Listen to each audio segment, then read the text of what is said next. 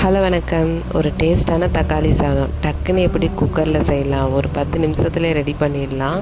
இந்த மாதிரி செஞ்சு பார்த்தீங்கன்னா டேஸ்ட்டு சூப்பராக இருக்கும். ஒரு சாதத்தை கூட இன்னொரு சாதம் இங்கே பாருங்கள் ஒட்டவே இல்லை பாருங்கள், அந்த அளவுக்கு நல்லா உதிரி உதிரியாக சூப்பராக இருக்குது.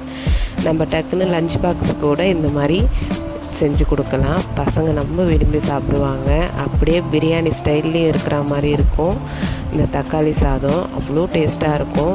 பசங்கள்லாம் ஸ்கூலுக்கு கிளப்புறப்போ டக்குன்னு இந்த மாதிரி ஒரு தக்காளி சாதத்தை நம்ம 10 நிமிஷத்தில் ரெடி பண்ணி கொடுத்துடலாம். இதை குக்கரில் தான் செஞ்சேன். எப்படி செய்யலாம் அப்படின்னு பார்த்துடலாமா? அதுக்கு நான் ஒரு 6லேருந்து 7 தக்காளி இந்த அளவுக்கு கட் பண்ணி வச்சுக்கிட்டேன். காரத்துக்கு 3 பச்சை மிளகாய், ஒரு 2 வெங்காயம் போதும், அது நீளமாக கட் பண்ணி வச்சுக்கிட்டேன். அடுப்பில் ஒரு குக்கர் சூடானதும் அதில் தேவையான அளவுக்கு ஆயிலு, இது கூட 1 ஸ்பூன் அளவுக்கு நெய் சேர்த்துக்கிறேன். பட்டை, கிராம்பு, ஏலக்காய் இதெல்லாம் நம்ம தாளிக்கிறது, இதெல்லாம் சேர்த்துக்கலாம். நம்ம தாளிக்கிறதுக்கு என்ன ஐட்டங்கள் போடுவோமோ அது எல்லாத்தையும் நம்ம சேர்த்துக்க வேண்டியதுதான். இந்த தாளிதம் நல்லா பொரிஞ்சு வந்ததுக்கப்புறம் இது கூட பச்சை மிளகாவை சேர்த்துக்கலாம். நறுக்கி வச்சுருக்கிற வெங்காயம் சேர்த்தாச்சு. இது எல்லாத்தையும் நல்லா ஒரு பரட்டி விட்டுட்டு இது கூட கட் பண்ணி வச்சுருக்கிற தக்காளியை தான் சேர்க்க போகிறோம்.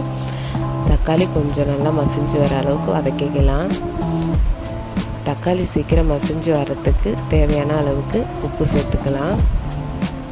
உப்பு பார்த்து சேர்த்துக்கோங்க, ஏன்னா நம்ம சாதம் அரிசி போடுறப்பையும் நம்ம உப்பு சேர்க்கணும். இப்போ 1 ஸ்பூன் அளவுக்கு இஞ்சி பூண்டு பேஸ்ட் சேர்த்துக்கிறேன். இது கூட நான் கொஞ்சமாக பிரியாணி மசாலா, காரத்துக்கு தனி மிளகாய்த்தூள் கொஞ்சமாக சேர்த்துருக்கேன். கரம் மசாலா 1 ஸ்பூன் அளவுக்கு சேர்த்துருக்கேன். அவ்வளோதான். மஞ்சத்தூள் சேர்த்துக்கணும் கொஞ்சமாக. இது சேர்த்துட்டு நல்லா ஒரு பரட்டி விட்டுடலாம்.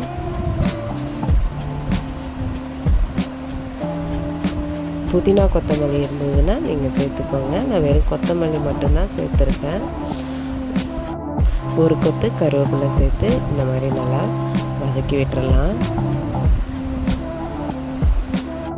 1 டம்ளர் அளவுக்கு நான் அரிசி எடுத்திருக்கேன், அதை நல்லா வாஷ் பண்ணிடலாம்.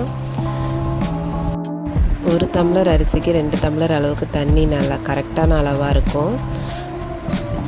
இப்போ அரிசியை சேர்த்துட்டு நல்லா உப்பு காரம் எல்லாமே செக் பண்ணிவிட்டு விசில் போட்டு அப்படியே மூடி வச்சிடலாம். இது வீட்டில் வடிக்கிற நார்மல் அரிசி தான், பிரியாணி அரிசியோ பாஸ்மதி அரிசியோ கிடையாது. நான் 2 விசில் வச்சுட்டு சிம்மில் ஒரு 5 நிமிஷம் கழித்து ஓப்பன் பண்ணி பார்த்தா சூப்பரான தக்காளி சாதம் ரெடி ஆகிடுச்சு. நீங்களும் இதை மாதிரி செஞ்சு பாருங்கள். தேங்க்யூ.